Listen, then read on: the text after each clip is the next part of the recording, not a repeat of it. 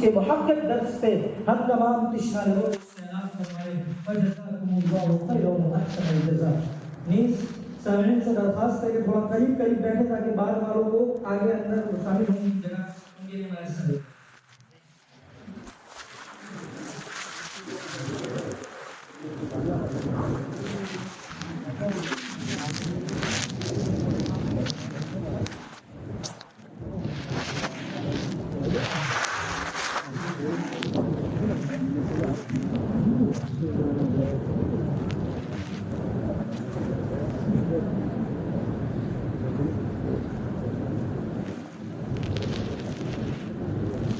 آگے بڑھنا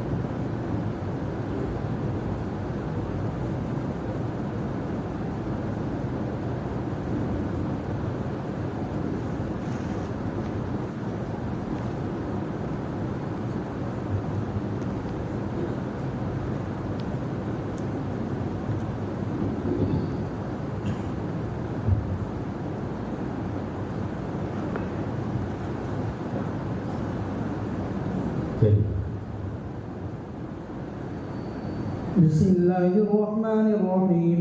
الحمد لله رب العالمين والعاقبة للمتقين والصلاة والسلام على سيد الأنبياء والمرسلين وعلى آله وأصحابه أجمعين. أما بعد فإن أصدق الحديث كتاب الله وخير الهدي هدي محمد صلى الله عليه وسلم وخير الأمور عاصمها وشر الأمور محدثاتها وكل محدثة بدعة وكل بدعة ضلالة وكل ضلالة في النار. بالسند المتصل منا إلى شيخ الإمام الهمام الحافظ الحجة أمير المؤمنين بالحديث أبي عبد الله محمد بن إسماعيل بن إبراهيم بن المغيرة البخاري رحمه الله تعالى. اللهم انفعنا بعلومه وعلومهم آمين يا رب العالمين. أنه قال حدثنا أحمد بن إشبال قال حدثنا محمد بن فصيل عن عمارة بن القعقاع عن أبي زرعة عن أبي هريرة رضي الله عنه قال قال النبي صلى الله عليه وسلم كلمتان حبيبتان إلى الرحمن خفيفتان على اللسان ثقيلتان في الميزان سبحان الله وبحمده سبحان الله العظيم.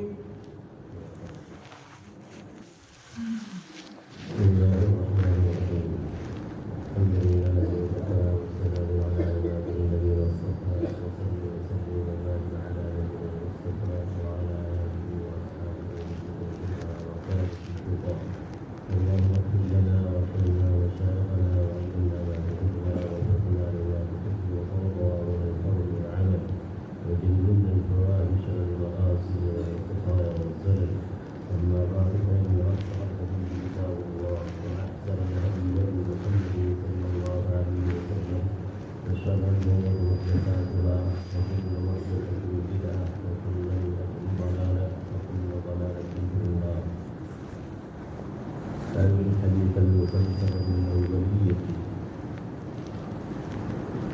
الشيخ شيخ الإسلام والمسلمين وقرة أعين المؤمنين المفتي محمد تقي العثماني حفظه الله تعالى ورعاه، عن الشيخ محمد ياسين الفاراني بأسانيده المذكورة في سبته عن عبد الله بن عمرو بن العاص رضي الله تعالى عنهما أنه قال: قال النبي صلى الله عليه وسلم: الراحمون يرحمهم الرحمن تبارك وتعالى يرحموا من في الأرض يرحمكم من في السماء. رواه الإمام أبو داود والترمذي والإمام أحمد وابن أبي شيبة في مصنفه والإمام البيهقي في السنن الكبرى وشعب الإيمان والإمام البخاري رحمه الله في كتاب السنن.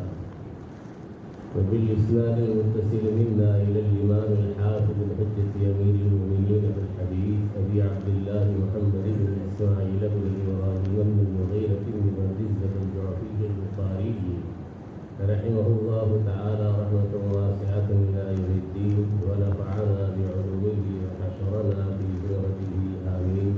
أنه قال: حدثنا أحمد بن إشتاق قال حدثنا محمد بن فضيل عن عمارة بن القعقاع عن أبي زرعة عن أبي هريرة رضي الله تعالى عنه وعن أبيه أنه قال: قال النبي صلى الله عليه وسلم: كلمتان حبيبتان إلى الرحمن خفيفتان على اللسان ثقيلتان في الميزان سبحان الله وبحمده سبحان الله العظيم.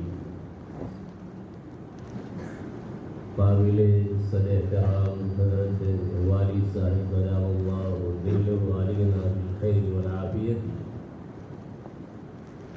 اور اس جامعہ ابو ہریرہ کے بانی حضرت مولانا محمد شعیب صاحب دعوت برکاتہ عالیہ، مدیر محترم حضرت مولانا عبد الرحیم صاحب دعوت برکاتہ عالیہ، اور جامعہ ابو ہریرہ کے شیخ الحدیث حضرت مفتی اسلم صاحب دعوت برکاتہ عالیہ، نیز برادر محترم حضرت مولانا مفتی محمد یونس صاحب برکاتہ العالیہ شیخ الحدیث مدرسہ مفتاح العلوم کراج، نیز حضرت مفتی محمد اسماعیل صاحب لوہاروی دعوت برکاتہ استاد الحدیث جامعہ اشرفیہ راندیر، اور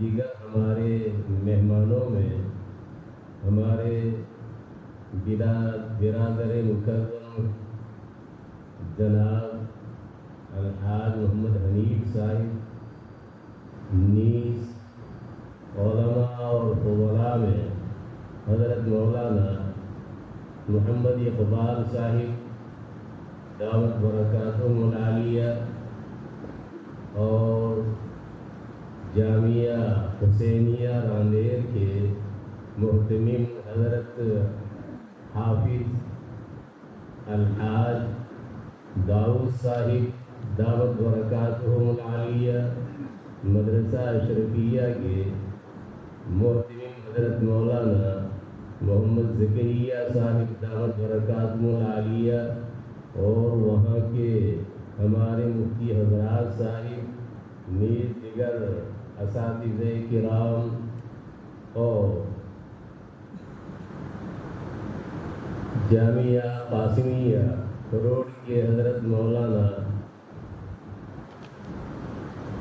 یعقوب صاحب، نیز دیگر وہ علماء کرام جن کو آپ حضرات مجھ سے زیادہ جانتے ہیں، اور مدرسہ اسلامیہ صوفی باغ کے شیخ الحدیث حضرت مولانا محمد طاہر صاحب، اور استاد الحدیث حضرت مولانا خلیل احمد صاحب، اور دیگر وہاں کی جو اساتذہ کرام ہیں اور بھی کئی ایک ارباب علم و فضل یہاں میری پشت پناہی کے لیے تشریف فرما ہے۔ دیگر علماء کرام، طلباء عظام اور مہمانان کرام، دینی اور علمی میرے بھائی، آج کا یہ اجلاس انتہائی وقت کا اور اہمیت کا حامل ہے۔ ویسے گوناگون اعتبار سے، مختلف جہات سے اس میں اہمیت اور اس میں عظمت پیدا ہوئی ہے۔ سب سے بڑی بات یہ ہے کہ ہمارے یہ فضلاء جو ہماری نظروں کے سامنے ہے، اب یہ جامعہ ابو ہریرہ سے ودا ہو رہے ہیں اور رخصت ہو رہے ہیں۔ پتہ نہیں کہ کتنے سالوں کے بعد وہ جامعہ ابو ہریرہ کے ارباب انتظام اور اساتذہ سے ملاقات کریں گے۔ اللہ کیا مقدر ہوا تو ملاقات ہوگی، ورنہ کئی ایک ایسے ہوتے ہیں کہ سالہ سال گزر جاتے ہیں لیکن ملاقات کی نوبت نہیں آتی۔ ہم سبق حضرت مولانا محمد سلیم صاحب شہری پانولی دعوت برکاتہم تشریف فرما ہے، وہ حساب کر کے پورا آئے ہیں کہ تم سے ملاقات ہو رہی ہے 37 سال، پھر 10 مہینے اور 20 دن کے بعد پہلی ملاقات ہوئی ہے۔ جب فارغ ہوئے تو فارغ ہونے کے بعد پہلی ملاقات۔ بہرحال یہ ان کی عالی ظرفی ہے کہ انہوں نے ان جیسے حقیق سے ملنے کے لیے پورا حساب جوڑا اور شاید انہوں نے کیلکولیٹر استعمال کیا اپنے ذہن کا، جس کے نتیجے میں میرے لیے یہ بولنا آسان ہوا۔ تو بہرحال یہ تو ابھی میں ازراہ مذاق بات کر رہا ہوں، لیکن حقیقت یہ ہے کہ جامعہ کے ارباب انتظام اور اساتذہ وہ جانتے ہیں کہ کس دل سے ان طلباء کرام کو یہ حضرات رخصت کر رہے ہیں۔ اللہ تبارک و تعالی اپنے دین مدین کی اعلیٰ خدمات کے لیے انہیں قبول فرمائے، آمین۔ حقیقت یہ ہے کہ ابھی موقع اس بات کا بھی ہے کہ دوسرے طلباء ان کی بھی تعطیل ہو رہی ہے اور وہ بھی آج رات یا آئندہ کل یا چند دنوں میں سفر کرنے والے ہیں۔ تو صرف ایک نصیحت ان کے لیے، حضرت عبداللہ بن عمر رضی اللہ تعالیٰ عنہما ایک مجلس کا نقشہ بیان فرما رہے ہیں۔ 10 طالب علم ہیں، 10 طالب علم میں یہ خود بھی ہے، اور رسول اکرم صلی اللہ تعالیٰ علیہ وسلم نے ایک سوال فرمایا جو اہل مدارس کے لیے بنیاد بنا کہ ششماہی بھی ہو، سالانہ بھی ہو۔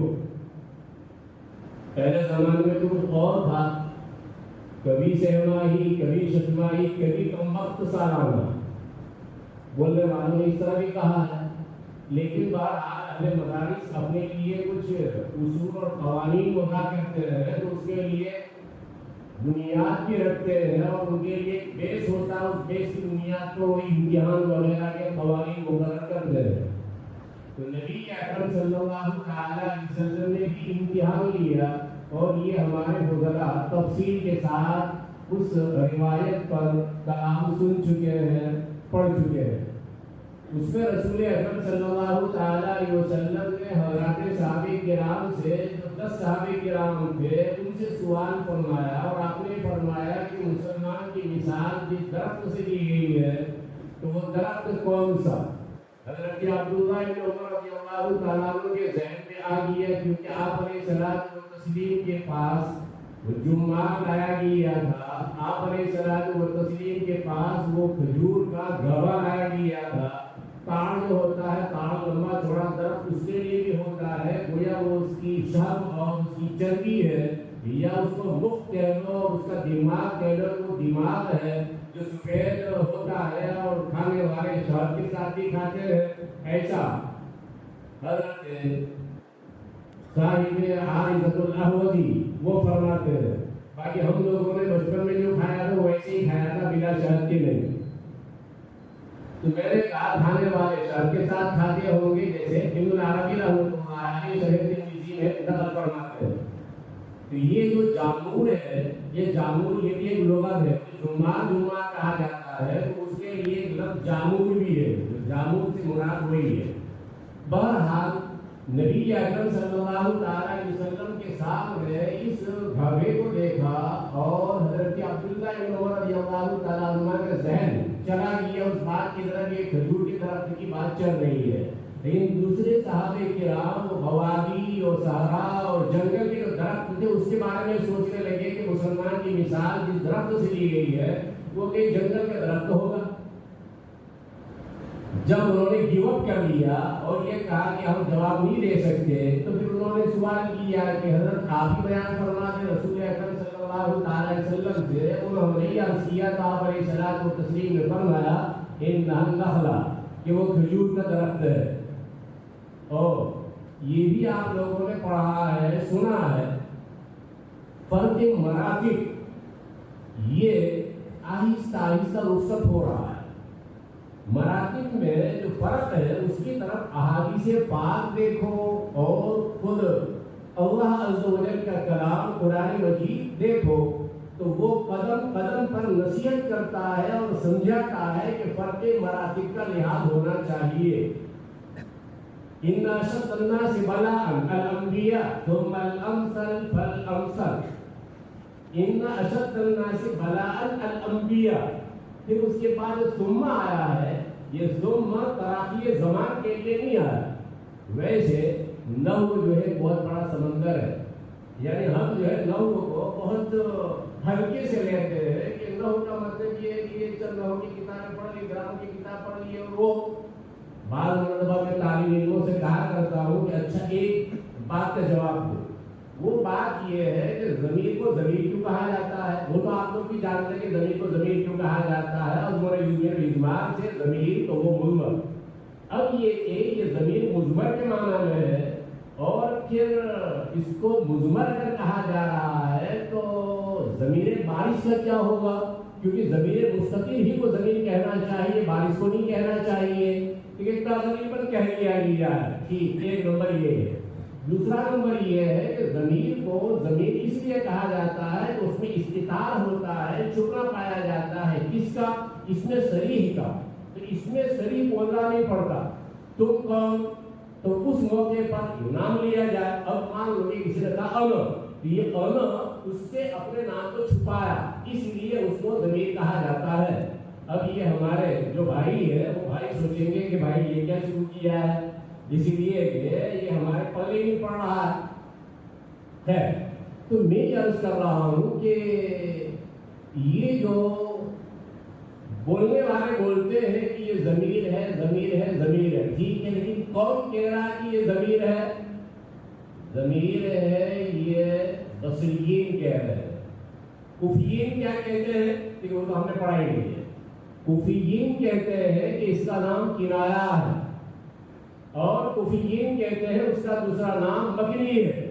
تو میں تو صرف یہ بتانا چاہتا ہوں، آپ لوگوں کو یہ کہنا چاہتا ہوں کہ یہ ایسا بحر اور ایسا سمندر ہے علم کا کہ جس کے لیے کوئی نہایت نہیں ہے، اور ہمارے یہ جامعہ کے ارباب انتظام اور اساتذہ وہ آپ حضرات کو سند دے کر اس بات کا ثبوت فراہم فرما رہے ہیں امت کو کہ بھئی ان میں مطالعے کی اب طاقت پیدا ہو گئی ہے، قوت پیدا ہو گئی ہے۔ ورنہ یہ معنی اور یہ مطلب نہیں کہ فارغ ہو کے بیٹھ جانا ہے، ختم و خلاص ہو گئی ہے، نہیں۔ قرآن مجید نے عجیب و غریب انداز میں ایک اشارہ فرمایا ہے۔ قرآن مجید یہ کہتا ہے کہ دیکھو قرآن مجید کا اپنا ایک انداز ہے، اور میں اس پر اگر بحث کرنے کے لیے جاؤں گا کہ باقی کلام جو رہ جائے گا، لیکن ویسے کنارے کنارے سے میں جا رہا ہوں تاکہ قرآن کریم کی عظمت وہ آپ لوگوں کے سامنے آ جائے، اور جو اس کا الفاظ کا بھی انتخاب ہوتا ہے اللہ تبارک و تعالیٰ کا عجیب و غریب ہوتا ہے۔ چنانچہ یہ جو ہمارے دینی بھائی ہیں وہ دینی بھائی ایک نیت کر لیں، نیت یہ کر لیں کہ ہم حدیث کے سبق کو سننے کے لیے اور حدیث کے سبق کے سننے پر مرتب ہونے والے ثمرے کو حاصل کرنے کے لیے آئے ہیں، تو آپ لوگ بھی جو ہے وہ طالب علم کہلاؤ گے، کچھ نہ کچھ درجے میں طلب علم کا جو ہے آپ لوگ ثبوت فراہم کر رہے ہو، اور اس کے نتیجے میں اللہ تبارک و تعالیٰ کی نظر کرم آپ لوگوں پر بھی ہوگی۔ اور عجیب و غریب بات یہ ہے حدیث پاک میں، اب آپ لوگ جانو، میں پھر آپ سے سوال کروں گا کہ میں کہاں سے چلا ہوں، اس لیے یہ بات دیکھیں وہ گھوم رہی ہے ادھر۔ رسول اکرم صلی اللہ تعالی علیہ وسلم نے حدیث پاک میں ارشاد فرمایا، من سلک طریقا یلتمس فیہ علما سہل اللہ لہ بہ طریقا الی الجنۃ۔ اب یہاں اس حدیث پاک میں آپ علیہ الصلوۃ والتسلیم من سلک طریقا، تھوڑا سا بھی راستہ اگر طلب علم کے لیے انسان اختیار کرتا ہے تو اس پر بشارت سنا رہے ہیں کہ اللہ تبارک و تعالی جنت کا راستہ اس کے لیے آسان کر دیں گے۔ اب اس میں بھی آسانی کا پہلو آپ دیکھیے کہ لفظ جو استعمال کیا گیا ہے وہ کون سا لفظ استعمال کیا گیا؟ من سلک۔ قرآن کریم کو شروع سے آپ دیکھیں آخر تک چلے جائیں، قرآن کریم جنت کے لیے کبھی بھی سلک کا لفظ استعمال نہیں کرے گا۔ قرآن کریم جہنم کے لیے اور عذاب جہنم کے لیے لفظ استعمال کرے گا تو سلک کا لفظ استعمال کرے گا۔ پورے قرآن کو آپ دیکھ رہے ہیں، قرآن کریم اشارہ کر رہا اور قرآن کریم کی وضاحت اور اس کی تفسیر نبی اکرم صلی اللہ تعالی علیہ وسلم کے کلام سے معلوم ہوتی ہے۔ اسی لیے جو صرف قرآن کریم پر اکتفا کرنے کا ذہن میں سوچتے ہیں تو ان کے خام خیالی ہے، قرآن مجید کو سمجھ نہیں سکتے۔ نبی اکرم صلی اللہ تعالی علیہ وسلم نے ارشاد فرمایا، حفت الجنۃ بالمکارہ وحفت النار۔ اب یاد رکھو آپ علیہ الصلوۃ والتسلیم کس انداز سے سمجھا رہے ہیں، اس بات کو سمجھا رہے ہیں۔ جنت کا احاطہ کیا گیا مکارہ کے ذریعہ، ناگواریوں کے ذریعہ، ایسے امور کے ساختہ ہو جو دشوار ہو، مشکل ہو، مثلا ٹھنڈی کا موسم وہاں برطانیہ میں یا یہاں بھی، اور اس موقع پر ٹھنڈے پانی سے اگر وضو کرنا پڑے تو یہ ناگوار ہوتا ہے۔ تو ناگواری کے باوجود انسان اگر اس عمل کو انجام دیتا ہے تو یہ جنت میں جانے کا ذریعہ بنتا ہے۔ اور وحفت النار، نار کو گھیرا گیا، اس سے احاطہ کیا گیا ہے، کس کے ذریعہ؟ خواہشات کے ذریعہ، چاہتوں کے ذریعہ۔ اور سیدھی سی بات ہے کہ چاہت، خواہش یہ انتہائی سہل ہے، انتہائی سہل ہے۔ اللہ تبارک و تعالیٰ جہنم کا راستہ اس کے لیے آسان کر دیں گے، کیونکہ سہولت کو اختیار کیا تھا دنیا میں۔ اس اعتبار سے تمہارے لیے جو راستہ ہوگا وہ راستہ بھی کون سا ہوگا؟ جہنم کا۔ جہنم کا راستہ آسان، اس کے لیے قرآن کریم نے سلک کا لفظ استعمال فرمایا ہے، اور قرآن کریم جنت کے لیے کبھی نہیں، کیونکہ جنت کے لیے آسان نہیں ہے، کچھ اعمال ہے، شاق ہے، نفس پر گراں ہے۔ اس اعتبار سے اللہ تبارک و تعالیٰ نے قرآن کریم میں کہیں بھی جنت کے لیے سلوک کا لفظ استعمال نہیں فرمایا، لیکن حدیث پاک میں نبی اکرم صلی اللہ تعالی علیہ وسلم آسانی کے لیے کہ بہت آسان ہے، ترغیب کے لیے، تشویق کے لیے آپ علیہ السلام و تسلیم لفظ استعمال فرما رہے ہیں، من سلک طریقا یلتمس فیہ علما۔ اتنی بات اگر سمجھ میں آئی ہو تو پھر سمجھ لو بات کہاں سے چلی ہے۔ میں نے پہلے ہی کہا ہے کہ یہ آپ لوگوں کو یاد دلانا ہے کہ میں کہاں سے چل رہا ہوں۔ کچھ ذہن میں ہے مولانا صاحب، کچھ ذہن میں ہے؟ ایک مولانا صاحب جو ہے زمانے جاہلیت میں یہاں پڑھتے تھے، مطلب کافی عرصہ ہوا ہے، تو اس موقع پر میں نے سوال کیا، اور سوال میں انگلش تو مجھے آتی نہیں، میں نے سوال کیا، انہوں نے انگلش میں جواب دیا، میں سمجھا کہ یہ انگلش جاننے والے ہیں، لیکن پھر پتا چلا کہ وہ میرے ہی ساتھی ہیں۔ انہوں نے مطلب عرض کا اعتراف کیا کہ انگلش تو میں بھی نہیں جانتا، انگلش تو میں بھی نہیں جانتا، لیکن اس وقت سے وہ طالب علم ان کے جواب دینے کی جو ہمت تھی تو میرے دل میں بس گئے۔ تو پھر ان کو جاتے ہوئے میں نے کہا تھا کہ ملاقات ہوگی آئندہ سال، تو کہا انشاءاللہ، لیکن وہ سال گزر گیا، اس سال جب ملاقات ہوئی اور انہوں نے مجاہدہ برداشت کیا اور وہ تشریف لائے۔ اللہ تبارک و تعالیٰ انہیں عزت سے نوازے اور فائز المعاد فرمائے، آمین۔ تو مولانا شعیب جواب دیتے تھے ادھر کے ہمارے فضلاء میں مولانا شعیب ہے.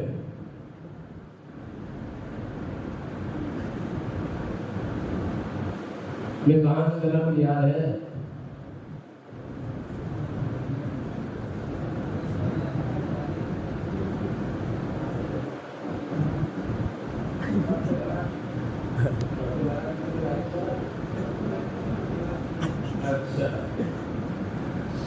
حضرت عبداللہ بن عمر رضی اللہ تعالیٰ عنہ کی روایت میں حضرت عبداللہ بن عمر رضی اللہ تعالیٰ عنہ چپ رہے بڑوں کی اکرام میں کہ حضرت ابو بکر عمر وہ تشریف فرما ہے وہ جواب نہیں دے رہے ہیں میں کیسے بولوں. واپس جاتے ہوئے حضرت عمر رضی اللہ تعالیٰ عنہ سے اپنے والد گرامی قدر سے انہوں نے عرض کیا کہ میرے دل میں یہ بات آ گئی تھی. ہاں فرق مراتب. میں نے کہا قرآن کریم اب لائن آ گئی. اچھا قرآن کریم مثل کلمت پاکیزہ کلمے کی مثال دے رہا ہے کہ شجرۃ طیبۃ اصلها ثابت وفرعها فی السماء. وہ کھجور کا درخت ہے. یہ کھجور کے درخت کی مثال وہ پاکیزہ کلمے کی مثال لا الہ الا اللہ کی مثال شجر طیبہ کی طرح. شجر طیبہ کھجور کا درخت ہے اور یہ آپ لوگ جانتے ہیں کہ کھجور کا درخت ہر جگہ میں نہیں ہوتا. اس کے لیے خاص بکھے ہیں خاص ٹکڑے ہیں زمین کے وہیں پر وہ کھجور اگتا ہے. تو اس کا معنی مطلب یہ کہ پاکیزہ کلمہ لا الہ الا اللہ ہر آدمی کے دل میں نہیں ہوگا. اللہ کا انتخاب ہوگا اسی قلب کی زمین میں یہ لا الہ الا اللہ اگے گا. اور یہاں میں نے کہا قرآن کریم پاکیزہ کرنے کی مثال مسلمان کی مثال آپ علیہ السلام و تسلیم کی حدیث میں دی جا رہی ہے کھجور کے درخت سے.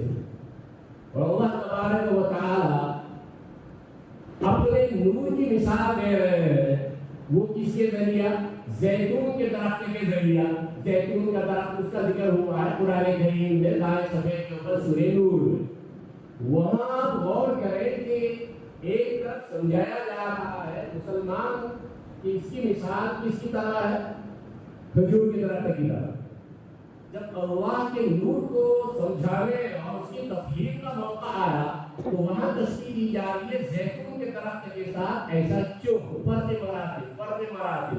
وہ اس لیے کہ یہ مسلمان بہرحال بشر ہے انسان ہے. ویسے بشر میں درجات ہوتے ہیں. وہ یہ درجات نبی اکرم صلی اللہ علیہ وسلم کا درجہ عجیب و غریب انداز میں کہنے والا کچھ کہہ رہا ہے. زمین زادہ بر آسمان تافتا زمین زادہ بر آسمان تافتا زمین و زمانہ پسند تافتا. سمجھے گی فارسی مرحوم کی بات. مٹی سے پیدا ہونے والی شخصیت نبی اکرم صلی اللہ تعالی علیہ وسلم وہ چمک رہے ہیں کہاں؟ آسمان پر چمک رہے ہیں. یا ایک تاختہ تو پھر وہ سفر کر رہے ہیں آسمان پر. اور عجیب و غریب شاعر پتہ نہیں کس انداز اس نے کہا ہوگا مجھے تو سمجھ نہیں آیا. جب میں نے یہ شعر پڑھا مجھے لیکن کیسے تعلیم ہو گئی کہ عجیب و غریب کوئی آدمی صاحب معرفت معلوم ہوتا ہے. چنانچہ وہ کیا کہہ رہا ہے؟ اشکالات کے جواب دینا بھی وہ جانتا ہے. زمین و زمانہ پسند آختا سبحان الذی اسریٰ بعبدہ لیلا من المسجد الحرام. کہ وہاں معراج کا ذکر کیوں نہیں ہوا؟ وہ اس لیے نہیں ہوا کہ یہ لیل بڑوا لے نہیں. پھر اس پر میں گفتگو کرتا بحث کرتا اپنا کے سلسلے میں کہ ایک مرتبہ وہ چاند پر گئے پھر اس پر کہ جا سکتے ہیں نہیں جا سکتے. وہ غلطی اور مس انڈرسٹینڈنگ جو ہے وہ کہاں سے ہوئی؟ غلط فہمی کہاں سے ہوئی وہ میں سمجھاتا لیکن ابھی موقع نہیں ہے اور مجھے بڑی چھوٹی کے ساتھ آگے جانا ہے. وہ پھر آئندہ ساتھ آپ لوگ بھی مولانا شعیب کی طرح آئیں تو اس کے بعد بات ہو جائے گی انشاءاللہ العزیز.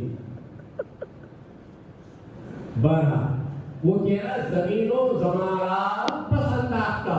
زمین و زمان کو پیچھے ڈال دیا تھا لہذا آن کی آن میں اگر یہاں سے وہاں جائے وہاں سے وہاں جائے اور پھر اس کے بعد آ جائے ہو سکتا ہے. زمانہ ہے ہی نہیں کہاں وہاں پر. اس لیے کہ زمانہ وہ تو فلک الافلاک کی حرکت کو کہا جاتا ہے. ایسا کہنے والے کہتے ہیں تو وہاں کو حرکت ہے ہی فلک الافلاک والی. بہرحال میں یہ عرض کر رہا تھا کہ یہ فرق مراتب کا لحاظ رکھا گیا ہے. تو حضرت عمر رضی اللہ تعالیٰ عنہ نے جب بیٹے نے یہ بات کہی اس موقع پر فرمایا لَأَن تَكُونَ قُلْتَهَا أَحَبُّ إِلَيَّ مِنْ أَن يَكُونَ لِي كَذَا وَكَذَا.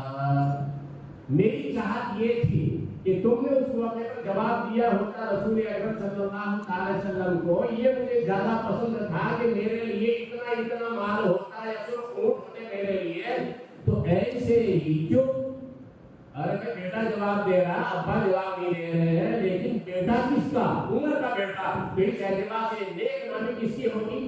عمر کی ہوگی، باپ کی ہوگی. ٹھیک اسی طریقے سے آپ لوگ جو آج رات جانے والے ہیں یا آئندہ کل یا گزرا جو ہمیشہ کے لیے جا رہے ہیں تو یہ بھی کیا ہے؟ جامعہ ابو ہریرہ کی نیک نامی کا یا خالی کا نیک نامی کا یا بدنامی کا ذریعہ بننے والے. تو اگر آپ لوگ اچھا کام کرو کہ یہ جامعہ ابو ہریرہ کی نیک نامی کا باعث بنے گا. ایسے ہی جیسے عمر کی چاہت ہے جامعہ ابو ہریرہ کی چاہت، ان کے اساتذہ کی اور ارباب انتظام کی چاہت بھی یہی ہے کہ آپ لوگ جائیں اور یہاں سے سفر شروع کریں. ٹرین میں بھی آپ لوگوں کا اخلاق کا اعلیٰ پیمانہ اس کا مظاہرہ ہونا چاہیے. ایسا نہیں بعض مرتبہ ٹوپی نکال دی، بعض مرتبہ یہ کر دیا وہ کر دیا، شرٹ پہن لیا پتلون پہن لی، یا راستے میں جا رہے ہیں اور اس طریقے سے تبصر کا انداز ہے کہ جو برادران وطن ہے ان کو کہ آنے لگتی ہے ہماری ان حرکات سے. نہیں، بلکہ متاثر ہونے چاہیے کہ یہ اسلامی کسی سنستھا اور ادارے میں پڑھنے والا طالب علم ہے. لہذا اگر کوئی بڑا بوڑھا وغیرہ ہے ان کو جگہ دے دے اور پھر ان کے ساتھ اکرام کے ساتھ پیش آئے. اگر کوئی چیز پانی کھانے وغیرہ کی ہماری مدد نہیں کھلا سکتے ویسے تو کیس ہو جائے گا، مقدمہ ہو جائے گا، لیکن یہاں تو بہرحال دے سکتے ہیں ایسی چیزیں. تو ایسی چیزوں سے ان کا تعاون کریں، مدد کریں. آج نہیں کل نہیں پرسوں، بہرحال ایک زمانہ لگے گا جس کے نتیجے میں یہ بھی یاد رکھیں کہ جو کچھ حالات کی خرابی ہے یہ حالات کی خرابی ویسے ہی نہیں آئی ہے. یہ تنبیہ کے لیے اور مستقل کلام اگر اس کے لیے مجھے بلانا ہو کسی اور موقع پر بلانا اور میں تنہائی میں یہ بات یہ آپ لوگوں سے بیان کروں گا کہ ہمارے کون سے نتائج ہیں. ان نتائج کی وجہ سے اتنی صورت پیدا ہو گئی اور اللہ تبارک و تعالیٰ نے صورت اعمال ما صورت نازل قسط والی شکل بھی ہمارے سامنے کر دی. اللہ تبارک و تعالیٰ ایسی بدگمانیت ان کے دلوں میں پیدا ہو گئی ہے اس کو ظاہر فرما دے اور اللہ تبارک و تعالیٰ ان کو فہم صحیح عطا فرمائے کہ وہ مسلمانوں کا اصل مقام و مرتبہ وہ سمجھ سکے. یہ ایک نصیحت تھی لیکن اس نصیحت کے لیے تقریباً 15-20 منٹ جو ہے وہ قربان ہوئے ہیں. اب آپ لوگوں کو غور کرنا چاہیے کہ مجھے کچھ اور آگے بولنا ہے یا نہیں بولنا ہے. حضرت ابو درداء رضی اللہ تعالیٰ عنہ کی روایت ہے.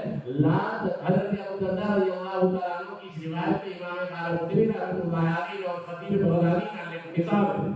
امام دارقطنی نے اپنی سنن اور خطیب بغدادی نے انتظامی سنن فرمایا ہے. حضرت ابو درداء رضی اللہ تعالیٰ عنہ فرماتے ہیں لا تكونوا عالما حتى تكونوا متعلما.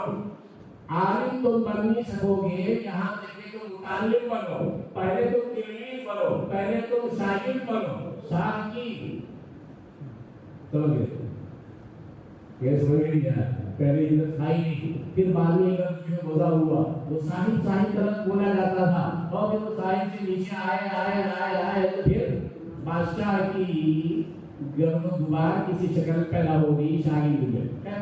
تو میں نے کہا کہ یہ لیکن ایسا نہیں ہے، یہ ضیوف رسول اکرم صلی اللہ تعالی علیہ وسلم ہے. تو آپ بولنے والے ایسا بولتے ہیں، شاگرد بولتے ہیں، تلميذ بولتے ہوں گے.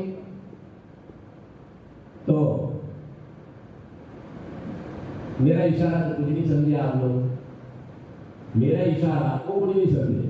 میں ایک بات کی طرف اشارہ کرنا چاہتا ہوں.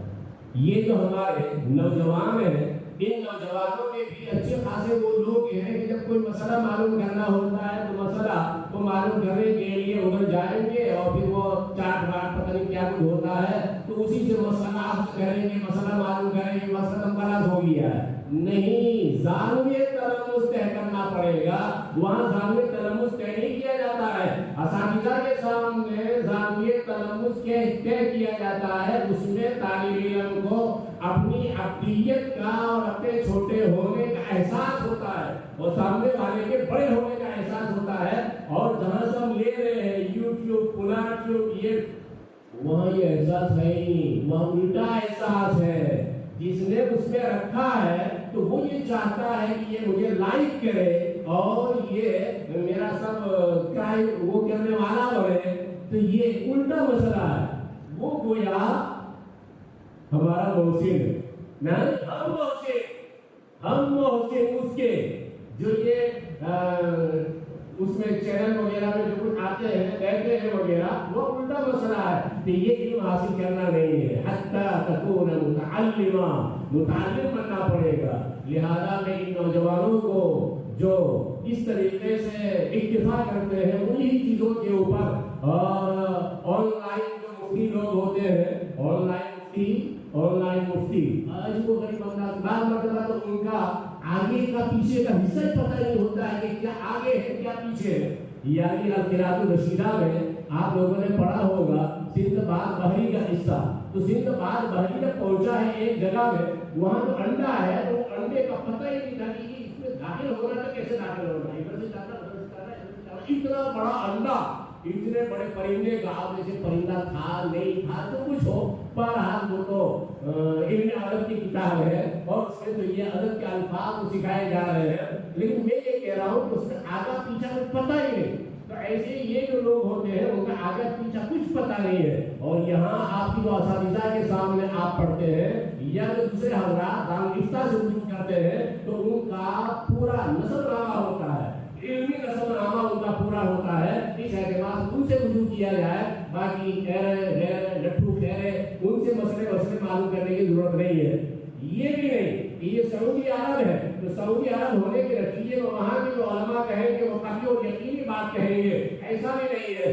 اور ان کے تصالحات کئی تصالحات ہیں اور تفصیل کا موقع نہیں ہے, ورنہ میں خود اختلاف دکھاتا ان لوگوں کا اور یہ بتاتا کہ بھائی اگر ہمارے ائمہ میں اختلاف ہوا اور اس اختلاف کے نتیجے میں تم تقلید کو اپنے لیے عام سمجھتے ہو اور یہ خیال کرتے ہو کہ ہم کسی کی تقلید نہیں کریں گے, تو ایسے ہی جن کی تقلید کرنا چاہتے ہو وہ بھی تقلید کرتے ہیں اور ان میں بھی اختلاف ہوتا ہے.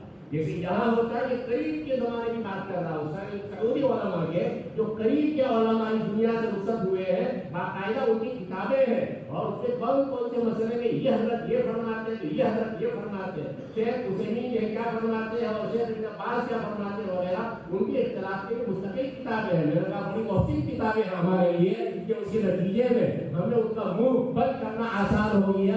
جو تقلید کے بارے میں یہی شک و شبہ پیش کرتے رہتے تھے اور یہ کہتے رہتے تھے کہ ان میں اس قدر اختلاف ہے تو ہم کیسے ان کا فالو کریں, تو ان کا بھی کیوں کرنا ہے بھائی. تو میں نے کہا یہ کوئی ضروری نہیں ہے کہ سعودی کے علماء ہیں تو سعودی کے علماء ہونے کے نتیجے میں آنکھ کان سب بند کر کے, کان تو بند نہیں کرتے, تو یہ آنکھ کان بند کر کے ان کا فالو کرنے لگے. یہ صحیح بخاری انتہائی عالی شان کتاب ہے, عالی شان کتاب ہے اور بے نظیر کتاب ہے. لیکن میں کہا کرتا ہوں ویسے تو تنقید کرنے والوں نے اپنے اعتبار سے اپنے زعم میں تنقید کے لیے کوئی کرنے کا گنجائش نہیں کیا, کوئی کسر انہوں نے نہیں چھوڑی. چنانچہ رملی کذابہ اس نے کہا, رملی کذابہ کیا کہہ رہا ہے کہ امام بخاری وہ کوئی معروف نہیں ہے. کیوں؟ وہ اس لیے کہ فربری کے علاوہ ان سے کوئی روایت نقل کرتا ہی نہیں. لم يروي عنه سوى الفربری, فربری کے علاوہ کوئی ان سے روایت نقل نہیں کرتا. ابو الخطاب نے کہا وہ آئے مجھ سے اور جلال میں, اور انہوں نے کہا کہ اس نے کیا کیا, جھوٹ کہا اس نے کہ امام بخاری رحمۃ اللہ علیہ کو کوئی نہیں جانتا ہے اور وہ فجر گناہ کا کام کیا, وَالْتَقَمَ الْحَجَرَ اور پتھر کو اپنے گلے سے اتارنا چاہا ہے. اس آدمی نے جو امام بخاری رحمۃ اللہ علیہ کے بارے میں یہ کہہ رہا.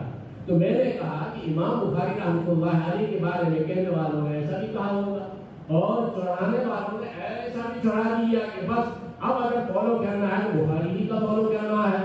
میں نے کہا ان کی کتاب بڑی عالیشان اور جلالت قدر کی حامل کہ قرآن کریم کے بعد صحیح بخاری آئی ہے تو صحیح بخاری اور قرآن کریم کے بیچ میں گنجائش ہی نہیں ہے، جگہ ہی نہیں ہے کہ اور کتاب وہاں جائے۔ وہ اس لیے کہ ایسا اخلاص امام بخاری رحمۃ اللہ علیہ جیسا وہ نایاب ہے۔ اس لیے اس جیسی لکھی گئی ہے باقاعدہ بخاری کا بدل لکھا گیا، مسلم کا بدل لکھا گیا، لیکن آج کوئی جانتا ہی نہیں ہے۔ جو علماء ہوں گے وہ جانیں گے کہ اچھا بخاری کے بدلے میں کون سی کتاب لکھی گئی، مسلم کے بدلے میں کون سی کتاب لکھی گئی، لیکن کوئی نہیں جانتا۔ اور یہاں یہ ہمارے جو عوام ہیں وہ بھی جانتے ہیں کہ بخاری کون اور صحیح بخاری کیا ہے۔ یہ ہے بخاری کی عظمت کا حال۔ لیکن یہ بھی یاد رہے کہ بخاری کی دو حیثیتیں، امام بخاری رحمۃ اللہ علیہ کی دو حیثیت، اور جلالت کی طرف یا عظمت کی طرف اشارہ کرنے کے لیے یہ بات بھی میں کہوں کہ 1039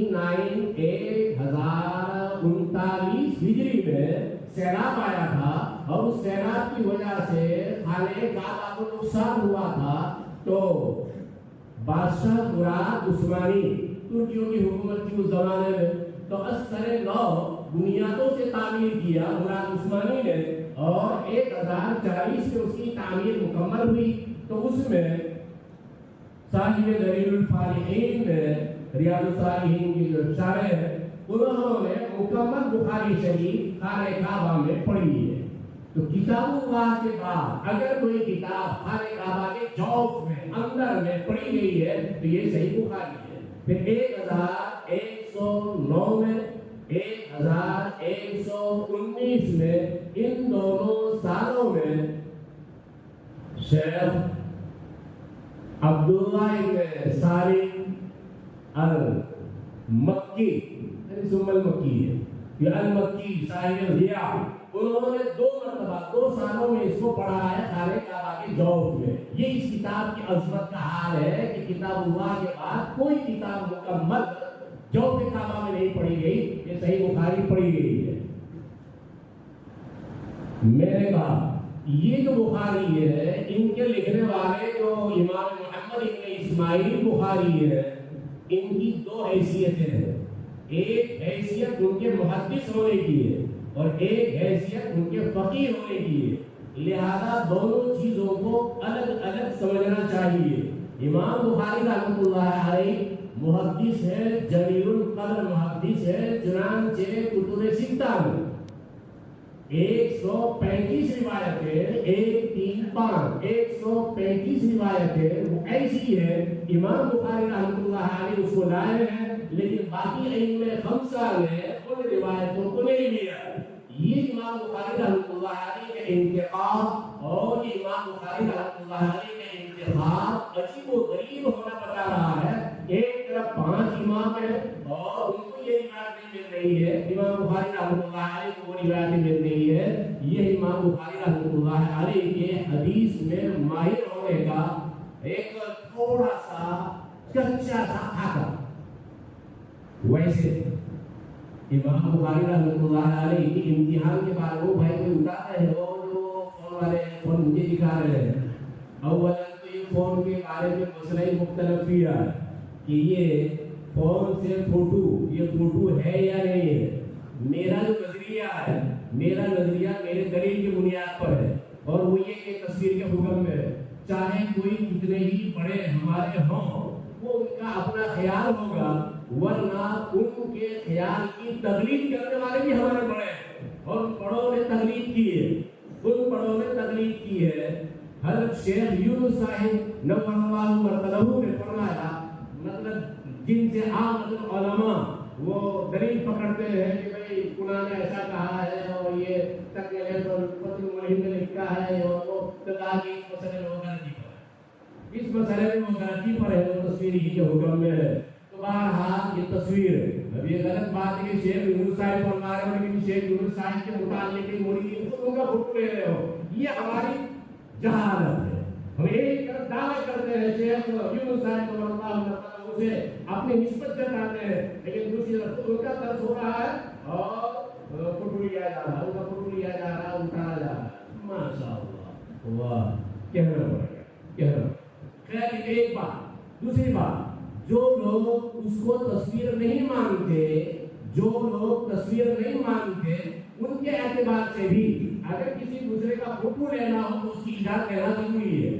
بغیر اس کی ایجاد کے فوٹو لینا یہ شرع میں حرام ہے، شرع میں حرام ہے. تو چاہے تصویر ہو یا نہ ہو اس سے کوئی بات نہیں ہے، اور میں اپنے لیے اس کو منع سمجھتا ہوں. لہذا کوئی بھی فوٹو ووٹو نہ لے، اور جنہوں نے فوٹو لیا ہو تو پھر انہوں نے ڈیلیٹ بھی کرنا ہے، ورنہ کل قیامت کے دن میرا ہاتھ ہوگا اور اس کا گریبان ہوگا. اور قیامت آنی ہی آنی ہے، قیامت آنی ہی آنی ہے. آج جو ابھی مغرب کی نماز میں پڑھی گئی تھی سورۃ اذا زلزلت الارض زلزالها، پھر میں چلا. اب یہ آپ لوگوں کی ٹریننگ ہے وہ چلی جائے گی، لیکن میرا جو بولنا ختم نہیں ہوگا انشاءاللہ العزیز. انشاءاللہ کہیں گے ساتھ اذا زلزلت الارض زلزالها. قرآن کریم میں 360 سے زائد مرتبہ اذا کا لفظ استعمال ہوا ہے، اور یہ اذا کا لفظ استعمال ہوا ہے مقطوع، قطعی، یقینی، نشچت چیز کے لیے، اور یا جو کثیر الوقوع چیز ہو اس کے لیے استعمال ہوا ہے. اور اسی لیے قرآن کریم میں جب استعمال ہوتا ہے یا عرب لوگ جب استعمال کرتے ہیں تو اس موقع پر ماضی کے ساتھ اس کو استعمال کرتے ہیں، ماضی کے ساتھ، کیونکہ ماضی کا وقوع وہ قطعی طور پر ہو چکا، اس لیے وہ اذا کو ماضی کے ساتھ لگاتے ہیں. پھر وہ ہمارے بھائی شکایت کریں گے کہ یہ کیا پیچھے ہو رہا ہے تو مسئلہ میں نہیں چھیڑا. وہ آخر میں مول صاحب ہیں، مول صاحب نہیں ویسے تو بولا، تو ان کو پکڑنا آپ کو کہ بھائی یہ تم نے بات چھڑوائی ہے.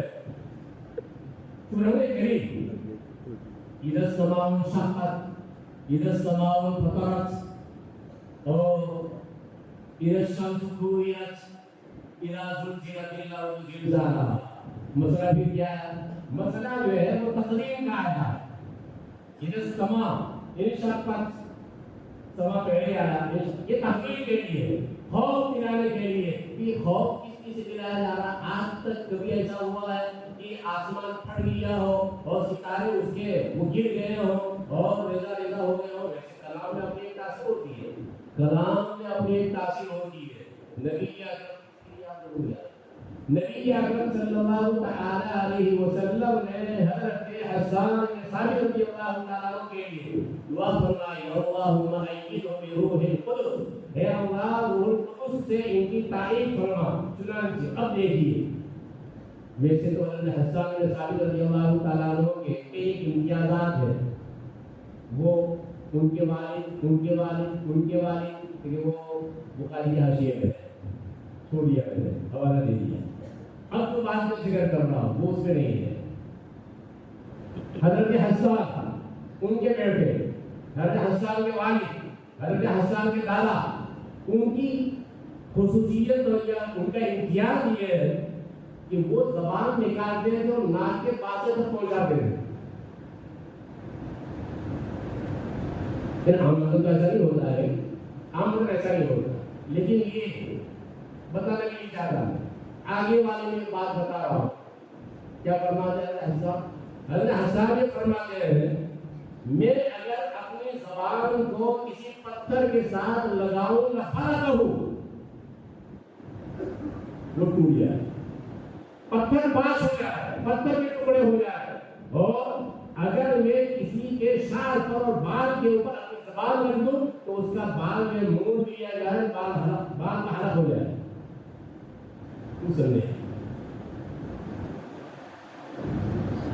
بڑے کو سمجھ آ رہا ہے. میں یوں کہہ رہا ہوں کہ آپ علیہ السلام و تسلیم کی دعا اللہم ایدہ بروح القدس، اور حضرت جبرائیل کو اللہ تبارک و تعالیٰ نے جو قوت فراہم کر رکھی ہے وہ آپ لوگ جانتے ہی ہیں. وہ اٹھاتے ہیں، اٹھانے کے بعد پڑھتے ہیں. اس قوت کا حال قرآن کریم میں مستقل قوت کا حال بیان فرمایا ہے. اب تھوڑا سا اس کا کرشمہ ان کی زبان میں آ گیا ہے، اور اس کے نتیجے میں پتھر جو ہے وہ ٹکڑے ہو جاتا ہے اور بال جو ہے وہ ختم ہو جاتے ہیں. یہ اس دعا کا تھوڑا سا اثر ہے. اگر انسان ایمان والا ہوگا، علم والا ہوگا، اس کا اپنا ایک نور ہوگا، نورهم يسعى بين أيديهم وبأيمانهم يقولون ربنا أتمم لنا نورنا واغفر لنا إنك على كل شيء قدير. اور تبارک و تعالیٰ نے اور جگہوں میں بھی ذکر کیا سورہ حدید میں.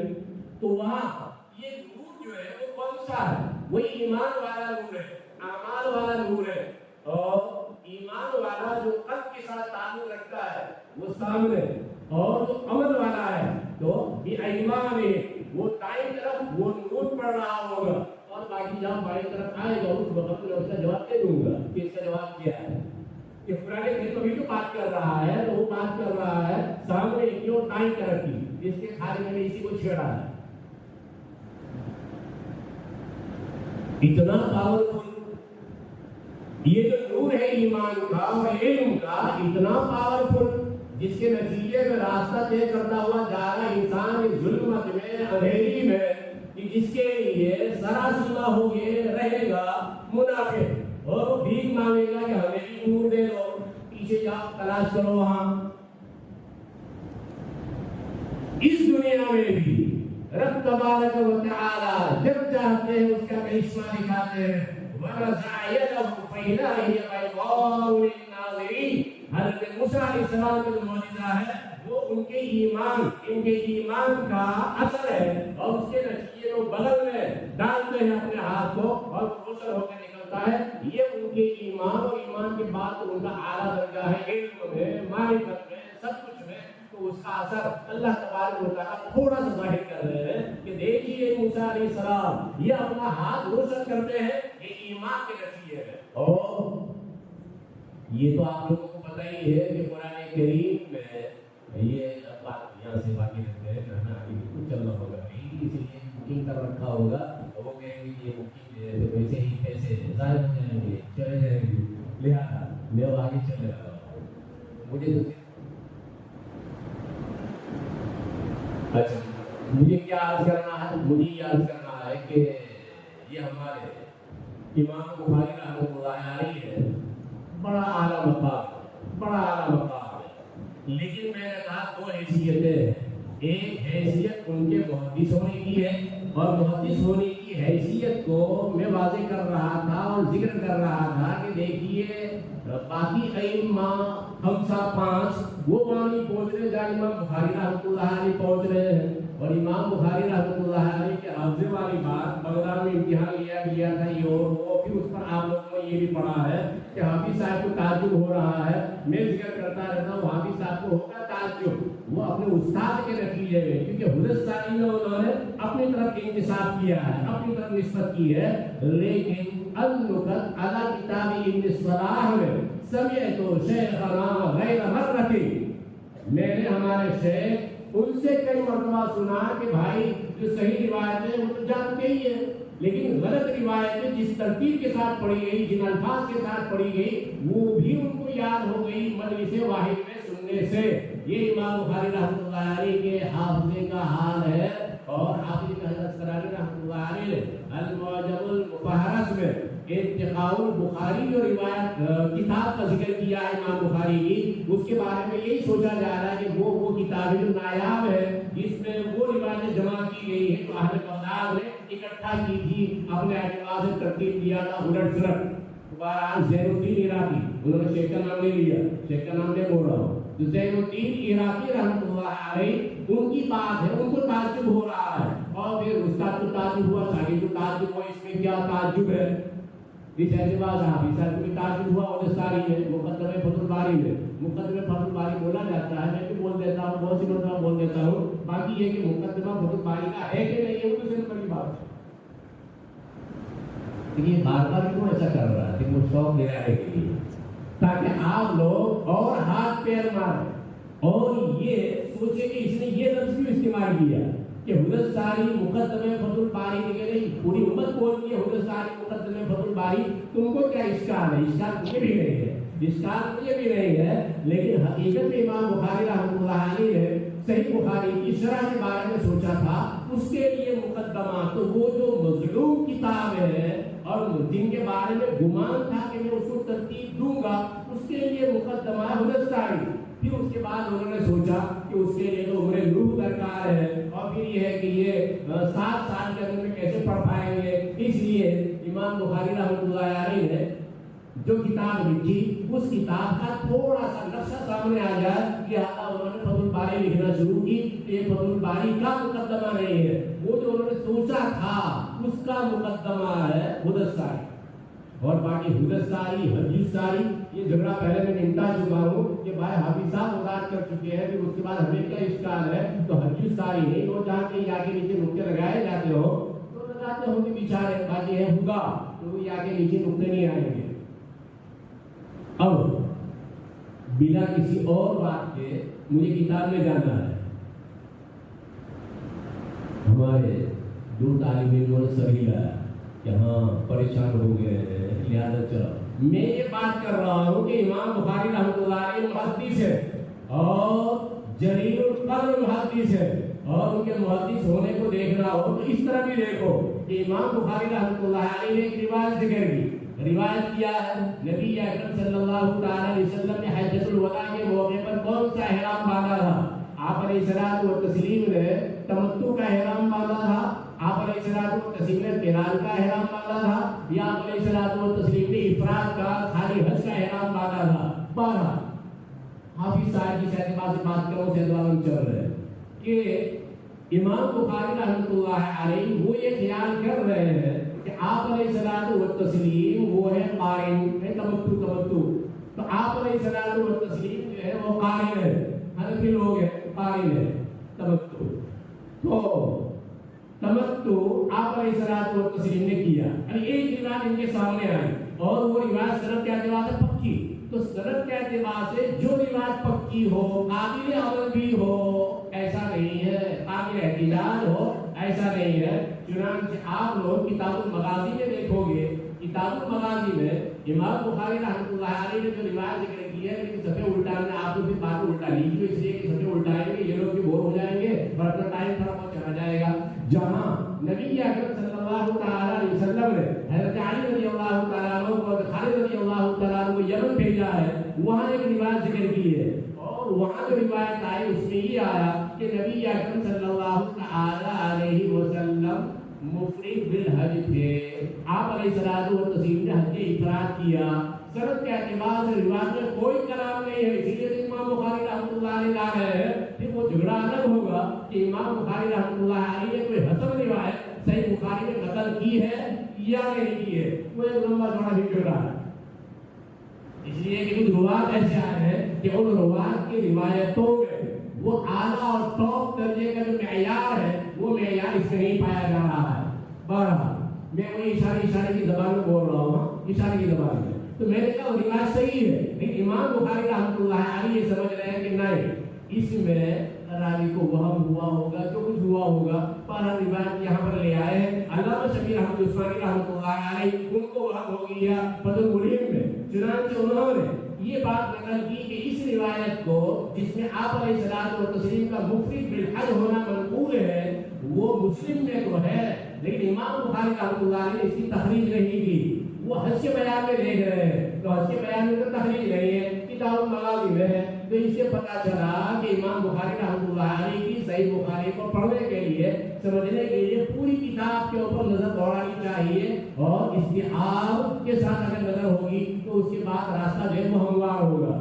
بہرحال یہ امام بخاری رحمۃ اللہ علیہ کی حدیث میں مہارت, اور اس میں تو میں نے کہا کہ ہر انسان سمجھتا ہے. ان کے شیخ محمد بن بشار رحمۃ اللہ علیہ وہ فرماتے ہیں امام بخاری رحمۃ اللہ علیہ کی دوسری حیثیت کو اجاگر کرتے ہوئے کہ ہوا افقہ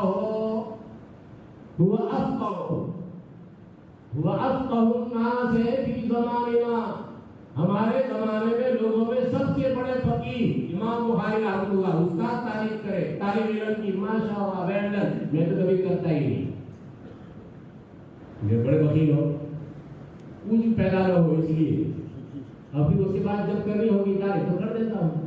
لیکن طالب علم کے زمانے میں نہیں, طالب علم کے زمانے میں ان کو پتہ چلنا چاہیے کہ بھائی ہم چھوٹے ہیں, بس یہ پتہ چلنا چاہیے. کہ تھوڑا بہت جاب بھی کر لیتا ہوں, باقی یہ ہمارے جو مہمانان الزام ہے وہ یہ سوچیں گے کہ پتہ نہیں کیا بول رہا ہے, کیا بولنا چاہیے اس کو.